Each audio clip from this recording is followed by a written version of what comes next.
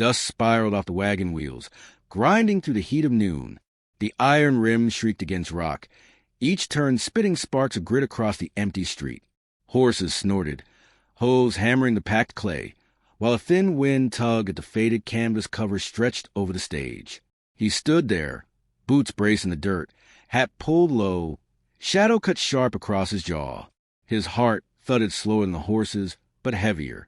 The town of Red Bluff leaned silent against the sun, wooden porches sagging, shutters half-hung, a single bell creaking in the church tower. All eyes turned toward the wagon and the man waiting. The wheels locked with a jolt, throwing the team forward. The driver cursed, jerking leather reins. Horses reared, then settled, stamping dust. A hiss of brakes, the groan of wood, and the stage came still. The saloon doors across the street slapped open. Men spilled out, drinks in hand, grins already stretching at the corners of their mouths. A match flared, pipe smoke drifted. The weight of their laughter waited, sharp as a knife, before the door even opened. The latch clacked. One breath held.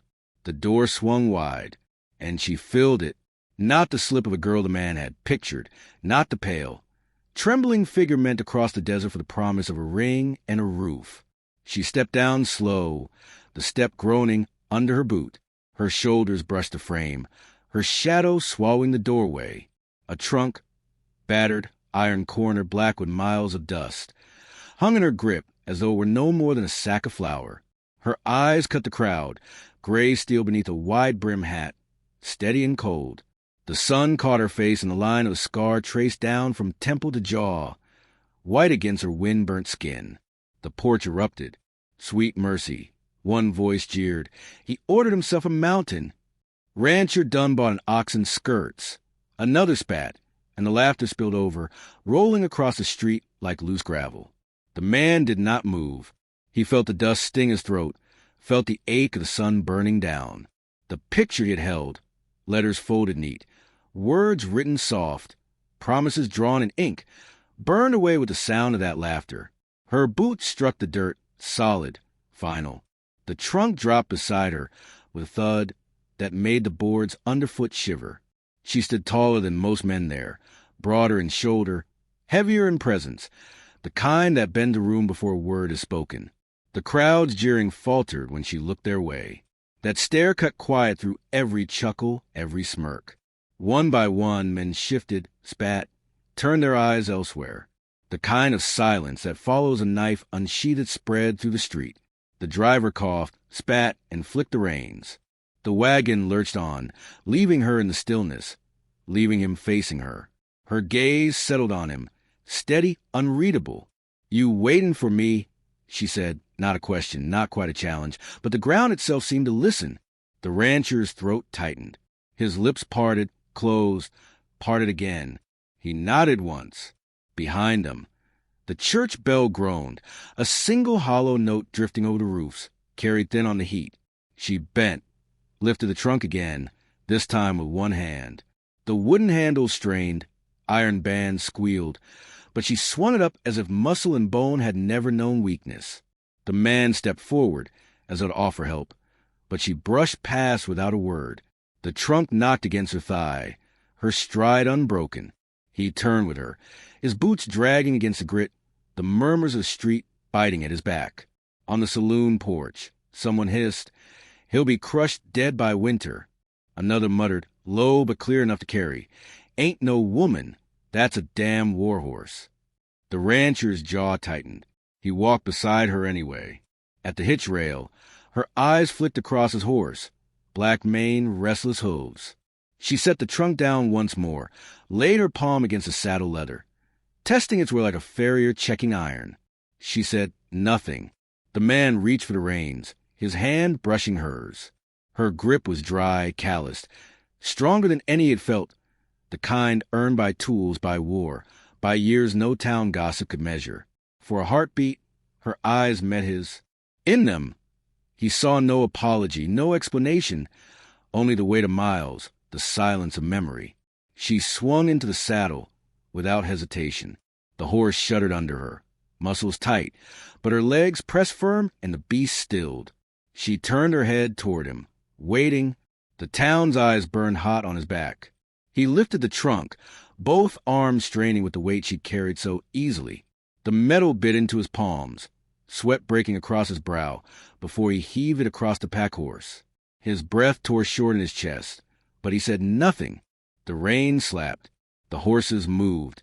The dust swallowed them both, leaving the town in murmurs. The saloon door creaked shut behind jeers that had lost their courage. On the ridge road, the sun flared against stone. The silence stretched between them, a silence loud as any gunshot. Her face was turned to the horizon, jaw set hard. His eyes lingered, searching for the woman he'd written letters to, the soft words, the inked promises. But all he saw was his figure carved from iron and shadow, riding at his side. The canyon wind rose, dry and sharp, carrying the faint echo of a hawk's cry. Somewhere far beyond, thunder growled.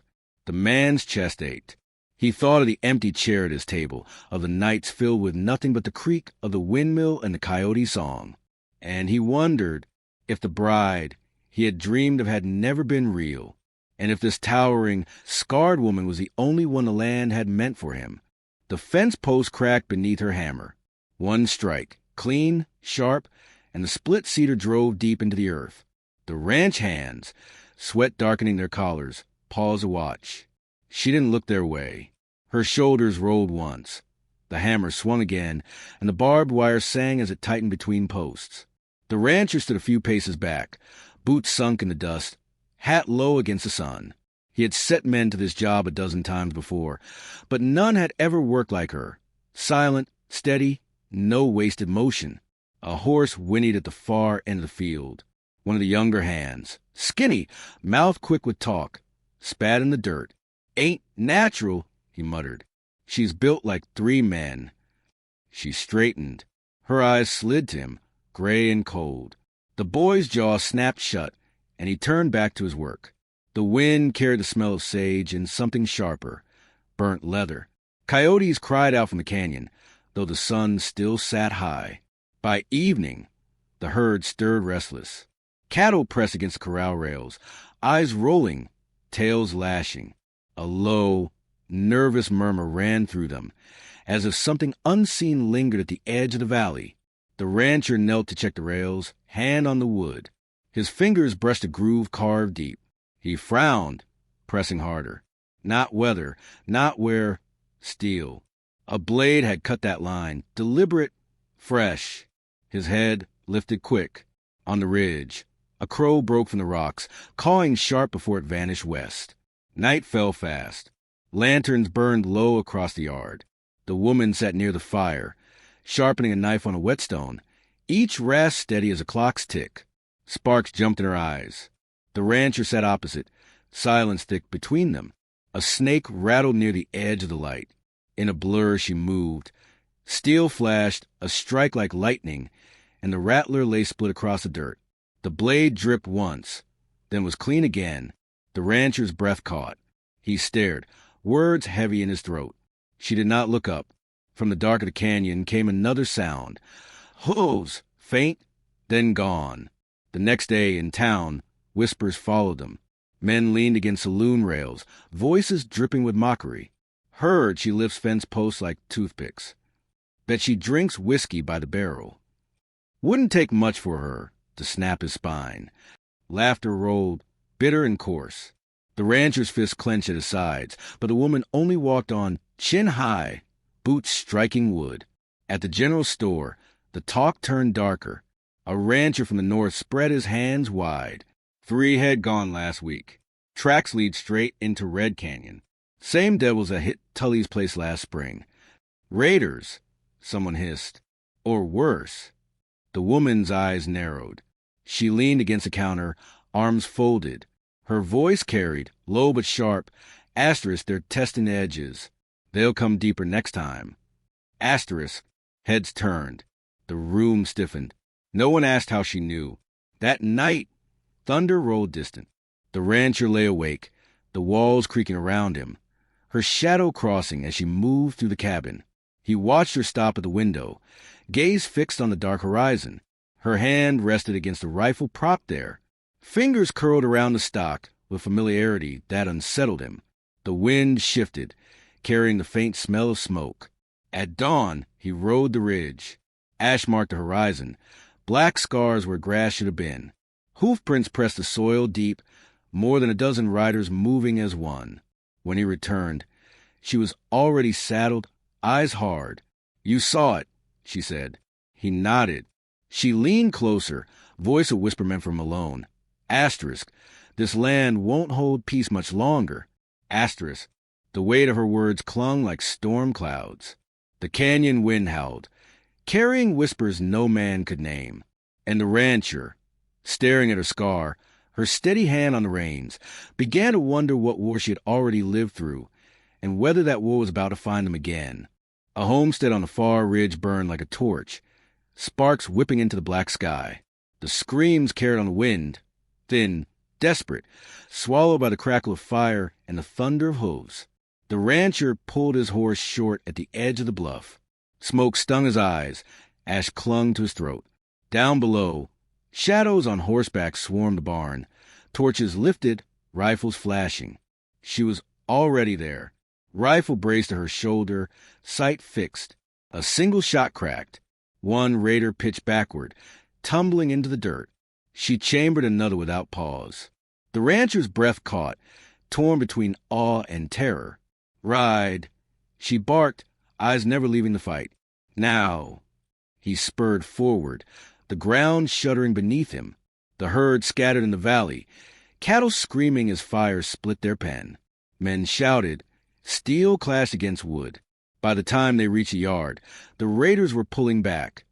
Torches thrown, laughter cutting cruel through the smoke. One turned, rifle raised, before the rancher could lift his reins. She was there, her horse driving straight through. Her knife caught the raider's arm. His weapon clattered into the dust. "Out!" she roared, voice split in the chaos. Out of the valley. Families staggered from the burning cabin, clutching children, clutching nothing. She swung down, grabbed the boy by the scruff, heaved him onto the wagon seat, slapped the mule's flank. The wheels lurched. The rancher reached for her. "We can't hold." Her eyes cut him off, blazing. "We don't hold. We strike." The ground shook with the raiders' return. More riders cresting the hill, their torches a line of fire. She moved, calm, deliberate, every step carved from iron. She set townsfolk behind wagons, shoved rifles into shaking hands, barked orders that rang with command. "You, high ground there, cover the east trail. Keep your fire low, waste no shot. If they break line, knives first, then fists." The rancher watched his men twice her size obeyed without thought. The town's fear bent to her voice like grass to the wind. The raiders came hard. Shots cracked, with splintered, horses screamed. The air filled with gunpowder and dust. The rancher dropped to a knee, rifle steady, finger trembling on the trigger. He fired. A raider toppled. Another surged close. Before the rancher could reload, the woman was there, revolver blazing, fire lighting her scarred face. The enemy broke once, then again, regrouping under their leader's howl. A scarred outlaw with a black hat, and a voice like gravel shouted across the yard. "Stand down, and maybe I'll let you live." The woman stood tall, smoke swirling around her. She did not flinch. "Come take it," she called back, voice rolling like thunder across the valley. The rancher's heart hammered. He had never heard such certainty, such defiance. The raiders charged once more. She moved like no ordinary settler, rifle, knife, bare hands when needed. She struck with the precision of a soldier, never wasted a motion, never missed a shot. By dawn, the yard was torn apart. Rails broken, blood soaking dust, smoke curling into gray sky. The raiders pulled back at last, dragging their dead, cursing into the wind. The survivors stood hollow-eyed, trembling, rifles clutched in hands that had never known war until this night. The rancher's arms shook, his chest heaving, but when he looked at her, he saw no weakness. She stood steady, blood streaking her sleeve, eyes hard as stone. And in the hush that followed, whispers rose. She fought like she's done this before. Not just fought, commanded. "Who is she?" The rancher could not answer.